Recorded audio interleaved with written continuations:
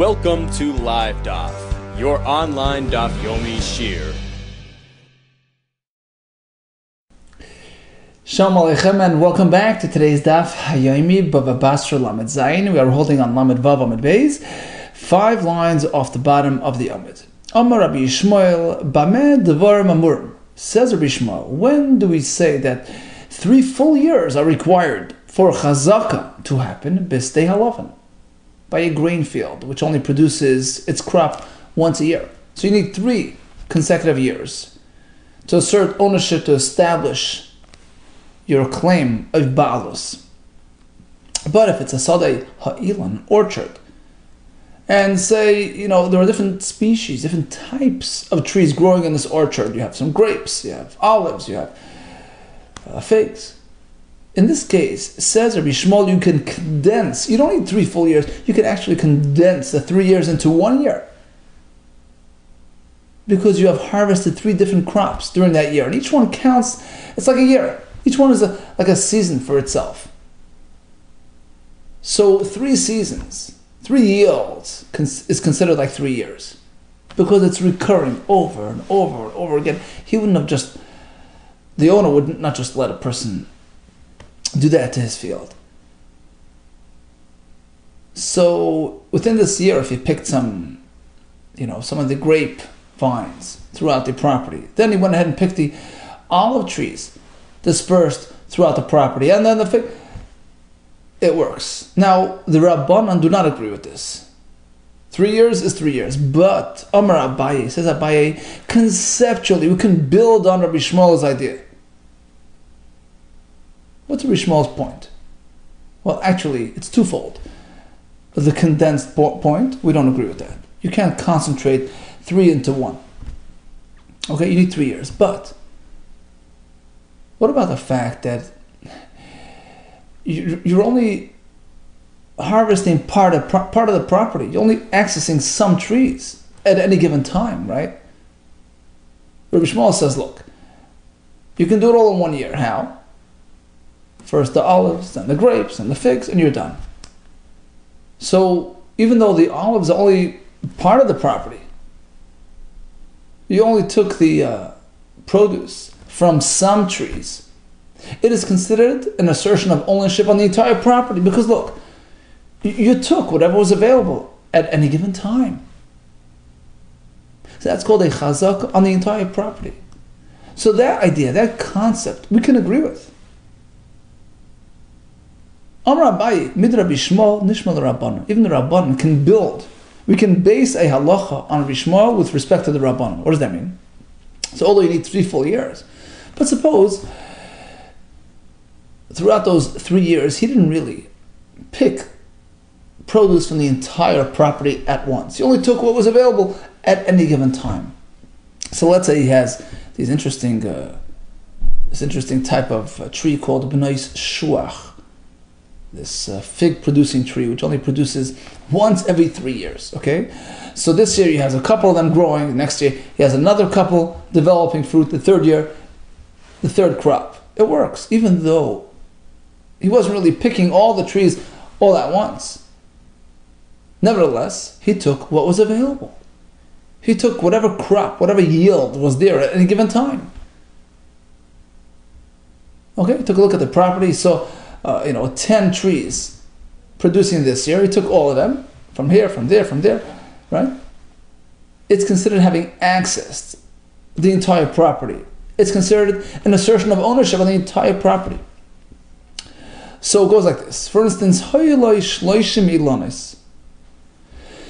a chazak on 30 trees, young fruit trees, which were dispersed throughout the property. Mimata asar lebeisa, planted along the formula of Asar L'Beisa. Rashbam explains this is the system we employ when it comes to netiyos. Young fruit trees, they need to be planted this way. So a base sa'ah is 50 by 50 amos, and it's meant to contain 10 young fruit saplings. That's how much land is needed to sustain these trees. Suppose he has 3 base sa'ahs. So 3 times 50 by 50 is 150 times by 50. And within these these 3 base sa'as, he has 30 trees, right? Dispersed in this manner of 10 per base sa'ah. And he was there for 3 years. He spent a full chazaka period in this property. But as we explained, these trees were strange trees which were only produced once in 3 years. So the first year he found 10 trees producing fruit, and he took them. He took the fruit of those 10 trees, which was dispersed throughout the entire property. And the Rashbam, by the way, points out, it needs to be planted in this formula, because otherwise, if it's more than that, you have too many trees, then they're crowded, they're not sustainable. And likewise, if there's too much property, too much land, then the entire property does not relate to these trees. There's too much property to relate to these trees. So therefore, the extra property is not included in your chazakah. Just because you pick the fruit doesn't mean you get the entire property. So it has to be specifically in this manner, dispersed in this way. So the trees in the property sort of are interrelated. And now he picked 10 at a time. Asar l'beisa, achal asar b'shavazu. So the first year of the chazakah, he harvested the crop of 10 trees, because that was all that was available that year. Okay, so he took whatever was available. The next year, Malt of the next batch of trees bore fruit. He took those trees. Third year as well. That constitutes a chazaka, despite the fact that at any given year he only had 10 trees worth of produce. That's fine, because that is what was available at that moment. And this is based on Rabbi Shmuel's idea. Love me, Amar Bishmol. Didn't Rabbi Shmuel tell us, Chad Peirah, by picking one type of tree, say the grapes, Havi Chazaka L'Kulu Peri, that constitutes a Chazaka. It's as though he's accessing all the trees. Right? Remember, Rabbi Shmuel says you can do it all in 1 year. We don't agree with that point. But the other component of Rabbi Shmuel is something we can agree with. He says you take the grapes, come back and take the figs, come back and take the olives. We have 3 years, despite the fact that the grapes only covered part of the property, the figs part of the property, likewise the olives. So what? Because that was available at that moment. So it's considered a chazak on the entire property. Hachanami here as well. Hani, these 10 trees which bore fruit on year 1, that constitutes a chazaka on the entire area. Now the other trees as well. Vahani, Abu Chazaka Lahani, the other trees work for these trees. Vahani Mili, but now we have 2 conditions to the halach. It only works provided, number 1, when he took off these 10 trees, the other ones were not yet producing. As we explained, they were delayed. So he took what was available. Avo, but let's say they were there and he ignored them. Fiku, they produced their crop, but he failed to take it. That's not really an assertion of ownership. Looks like he's intimidated. He's fearful to really assert himself properly. It cancels his chazaka. Second condition is who provided the bazuzi, that at any given time, at any given year, the 10 trees that he picked were dispersed equally throughout this entire property. So in this case, where we have 30 trees dispersed throughout the 3 base sa'as, you must, at any given year, pick from throughout the entire property. So the 10 that were bearing fruit were dispersed in the manner of 3 in this area, 3 over here, and 4 in the third place.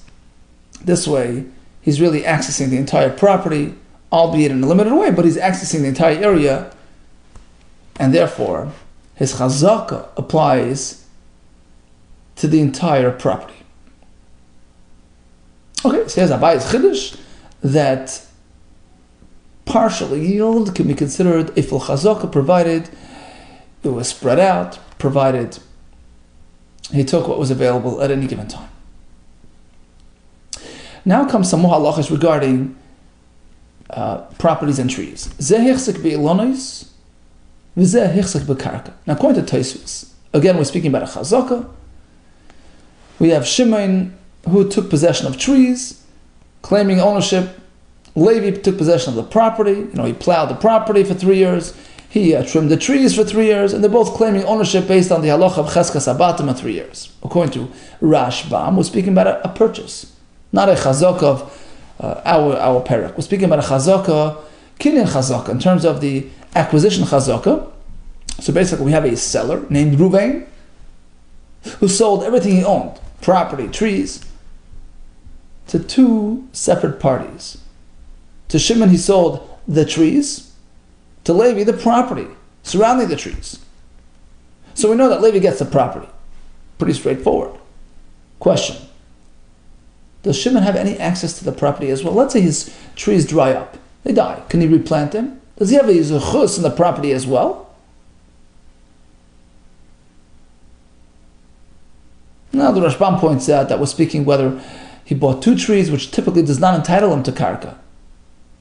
Whether it's three trees, which typically does entitle him to karka, because trees are crowd, it's like an orchard, it comes along with the property. That halacha is irrelevant to our discussion. That's speaking where a person just sells trees. Did I mean to include the karka or not? Well, it depends. 2, 3, right? Here, he sold it all off. I gave it all away. Trees and property to two different people. So the question is, what did I have in mind? Was it strictly Levi to the karka and Shimon to the trees? Was that any access to the karka? Or maybe I'm being generous to Shimon as well. Look, it's trees but permanently, meaning you can grow and regrow and replant as time comes along. So it's a machlekes. Amar Zvidno, each to his own. Zeh kana ilanos, Shimon keeps to the trees and only the trees. V'zeh kana karka, Levi gets the property, no mixing up. Because Levi can tell Shimon, the Gemara later will explain this, look, did I ask you for part of your trees? No. Just don't ask me for my property. Papa has a hard time with this. He says, Imkain, if that's the case, do you mean that Shimon has no access to the property? If so, Levi can eventually tell him when his trees dry up, get out. Pull out your trees and leave. According to one pshat in Tosfos, you can tell them right away, even before they dry up. It's unlikely, says Rav Papa, that the seller meant to shortchange Shimon. He has nothing to lose. He was getting rid of his property anyway. Chances are he meant to be generous to both parties. Elamar Rav Papa says Rav Papa actually is zekana ilanis b'chatzi karka. Zekana chatzi karka. Just as Levi gets part of the property, Shimon gets part of the property as well. And the Rashbam points out in one pshat, chatzi doesn't mean literally half. It means to say he has access to part of the property with respect to replanting his dead trees. Okay, so bottom line, Reuben sold off his property and his trees to Shimon, his property to Levi. What happens now in terms of replanting those trees if they die? Rav Zvid says nothing doing. Shimon stick to the trees, Levi stick to the property, and that's it. Rav Papa says no. We assume he meant to be generous to both parties. You take the property, but let Shimon replant his trees as necessary. Here comes the second case. Let's say he sold only his land but kept the trees. Pshita. The halacha in the following case is pretty clear. Mochar karka. Reuben sold off his property, v'shir ilonis lafanav, and he kept his trees. The question is, does he have access to the property as well? Can he replant his trees if they die down the road? Yesh le karka. The answer is yes. Why? Va'afilu l'Rabbi Akiva. Even according to Rabbi Akiva's shita, who says that when you sell generously. Va'ayin yafa hu meicher. The Amar who says, meicher, when you sell ba'ayin yafa meicher, you're selling generously. That's only hanimili gabe bar v'dus. That's in a case where we're speaking about a pit. Bar is a below ground water pit. V'dus is an above ground pit. A containment structure. So when I sell a house and I retain these facilities, the halacha is, unless I specify that I am also exempting from the sale an access route to those facilities, I'm not gonna have that access route. I'm gonna lose access to the property unless I come back and I buy off. I purchase access to my facilities that are embedded in your property which I sold to you. But he's generous. He's not thinking about keeping things that are giving it all away. So again, he sold the property with the house and everything, and specifically said, I'm keeping the bar v'dus. Sorry, the Mishnah says automatically, we assume that the bar and dus are not included. How can I get to it if it's in your house? I have to purchase rights to access that property, that facility. Why? We don't say that I maintained access. Because over there, he's not thinking in terms of maintaining access. He's not expecting trouble from his buyer because his buyer is not really causing any problem. It's not weakening the house. It's not a living entity that's weakening the property. So why would I think that you're going to give me a hard time? So I'm not thinking in those terms. I'm not holding on to anything except for the actual facility. So comes time to access it, I have no access. I have to purchase the access. But in our case where I'm selling you the property, I'm holding on to the trees, I know good and well, you're not too happy about my trees sitting in your property. They're growing roots, they're nurturing off your property, they're weakening your property, they're getting in your way, of course. In this case, I'm going to be hyper vigilant. Shiur Shire, I'm certainly going to leave behind. I'm going to allow myself access. As a chus, I'm going to allow myself rights to your property. So if they die, if they dry up, I want to replant it. Dilo Yishayr, because otherwise I don't allow myself access. Malay, you can just turn to me and say, Akari Lana Bazil, take your trees and leave. So in this case, it's pretty clear. When I sell a karka and I leave my trees, hold on to my trees, I'm holding on to more than just the trees, I'm also allowing myself access to the property with respect to replanting the trees when necessary. But what about the other way around? Mochari Lonis, I sold the trees, Vishir karka lefanav, and I'm maintaining the property. So the question is, when I sell you the trees in this manner, am I selling you just trees or also access to the property? Zechus and the karka, with respect to replanting your trees when necessary. Oh, so that's the question. Machlaikas, pluk the Rabbi Kiva Rabbanon, that's the machlaikas. Between Rabbi Kiva and the Rabbanon, how generous is a person when he sells? Rabbi Kiva, the Omar, Moicher, Ba'in Yofa, Moicher, Rabbi Kiva, who maintains that a person generally sells generously, so then Islay, and the buyer has a zechus in the property to replant his trees. But the Rabbanon who say, Moicher ba'ayin ra'a moicher, a person sells, he's limited, he's stingy. Less lay than the buyer doesn't have anything more than just the trees. Okay, so we have two cases here, where he only made a partial sale. When he sold the property, held on to the trees, of course he allowed himself access to the property with respect to replanting his trees. If he sold the tree and just held on to the property, well, that depends. Rabbi Kiva says he gives the property as well. Rabbanan say no. Now let's sort of go back to the first case where Reuben sold both the trees to Shimon and the property to Levi. Rav Zvid says, well, Shimon keeps the trees, no more than trees, and Levi gets the entire property. Whereas Rav Papa says, well, no. Shimon can tell Levi, look, you got a good deal. You have that property for a long term. Nobody's going to get in your way. So allow me to do the same with my trees, to replant my trees as necessary. Now, the Gemara didn't really specifically elaborate on this discussion, to explain Rav Zvid and Rav Papa. Rashbam did, and that's how we explained it. But it's really based on the upcoming Gemara. We sort of left us hanging, and now the Gemara will go back and shore it up and finish up that discussion. In light of the most recent halacha, which was, right, in contrast to that halacha, which was not dependent upon Rabbi Akiva and the Rabbanon, meaning Rav Zvid and Rav Papa were discussing an independent type of discussion, unrelated to Rabbi Akiva and the Rabbanon. In contrast to that, this most recent halacha was dependent upon Rabbi Akiva and the Rabbanon. So the Gemara now will draw that distinction.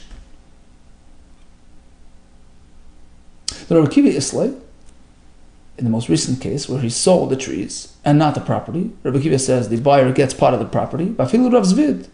And this works even with Rav Zvid back in the first halacha, the Amar who says Ein Loi, that when you sold both elements, property and trees, to different people, the tree man has nothing in the property. You know why? That's because we're speaking about two buyers. So it's not a question of being generous. It's a question of what do I have in mind for you? What do I have in mind for you? So Mr. Property, Mr. Levi can tell Mr. Shimon, the tree man, look, I'm not getting in your way, don't get into my way. Just like I have no claim on your trees, right? Leslie bilanis, you as well, keep to yourself. Leslach bakarka, back off from my karka, keep to the trees, and stay with the trees. But over here in our third case, where the fellow only sold his trees, we assume it's generous. So he's allowing his buyer access to the property as well. On the other hand, the Rabbanan Lesley, but according to the Rabbanan, when he sold the trees, he didn't mean to include karka. Let's go back to that first case. Even Rav Papa who says that, yeah, Mr. Tree gets some of the karka, because again, it's a totally different case. That's speaking about two buyers, where I sold everything. So I'm not holding on to anything. I'll give it all away, so why would I shortchange one party over the other? Let me be generous with both. If I'm giving it all away anyways, may as well accommodate both buyers and make them happy, right? Totally different setting, totally different scenario. The Amalei, so now in this case, Shimon, the tree man, can tell Levi, the property man, look, just as the seller gave you the property with a generous heart, you have it permanently without issues. Let's assume that when he sold me the trees, it was with that same attitude. With permanence, with longevity. But over here in the third case, where all the fellow was selling is the trees, he didn't mean to sell more than the trees, he's holding on as much as he could. Okay, so let's just summarize the three cases where he sold trees and property. In the first case, he sold his trees and property, two separate buyers. So Shimon the tree man and Levi the property man are discussing whether or not the trees have any zechus in the karka. Rav Ziz says, no, he keeps the trees and no more. And he keeps the karka and no more. Rav Papa says, the tree man can replant his trees as well. In the second case, he only sold the karka and kept the trees. Of course, he meant to hold on to access and zechus in the property as well. Where he sold the trees and kept the karka, well, that depends on ayin ra and ayin yafa. Here comes case number 4. Amri Nahardoi. So in Nahardah, they said like this, Achlon ritzufin. Suppose these fruit trees were planted in a very crowded manner, not really sustainable. Some of them are going to be ripped out, and right to make room for the other ones. It's not really the way you do it. And a fellow was machzik, did chazaka in this manner. That's not considered a chazaka, because that's not your conventional, method of farming, of maintaining trees, right? Maskafla Rava. Rava had a kash on this. If that's the case, Hai Mishra da Asfasta, this row of Asfasta animal feed, which is typically pulled out after a while and relocated. So initially it's very crowded, but my kanelo. How can a person make chazak on that? And the fact is you could make chazak on that. So posits Rava. It's assumed that you could make a chazak on that. In fact, we had in the beginning of the parak, you can make a chazak on asfasta. Rashi explains that, true, eventually they would relocate it and replant it, but for the time being, this is the way it's done. So of course it's a chazak. Rather, Elama Rava says Rava like this. If there's any issue about ritzuf, and it's not regarding chazaka. Chazaka has no issue. It's regarding whether the property beneath and surrounding these plants are included in the sale.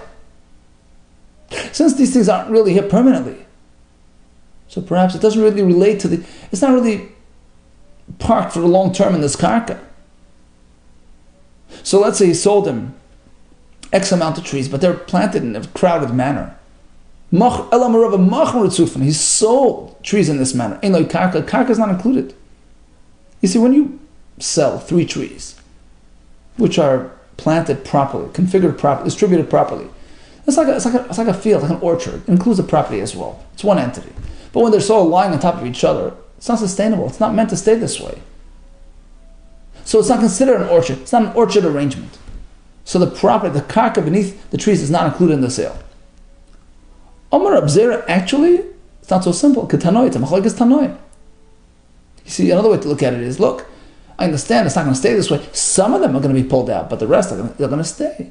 So let's just ignore the ones that are coming out. The other ones are there permanently. Or do we say, no, the fact is, it's not the way it's supposed to be. It's not a permanent arrangement, so it's not considered. Ketanoi, it's a machlokes tanoi. Kerem shunotua, you have a vineyard where the rows are typically spaced 4 amas apart.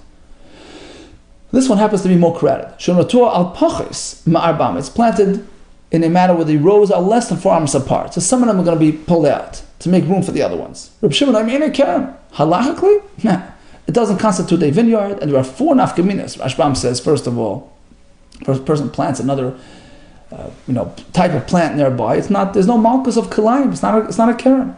Also, it's mutar b'achila, it doesn't make it asr. Tosfos adds, in contrast to a vineyard where you have to keep away, you have to plant stuff 4 amas away, this is like a random, vine where you have to keep only 3 tefach away. It doesn't have the halacha of a vineyard.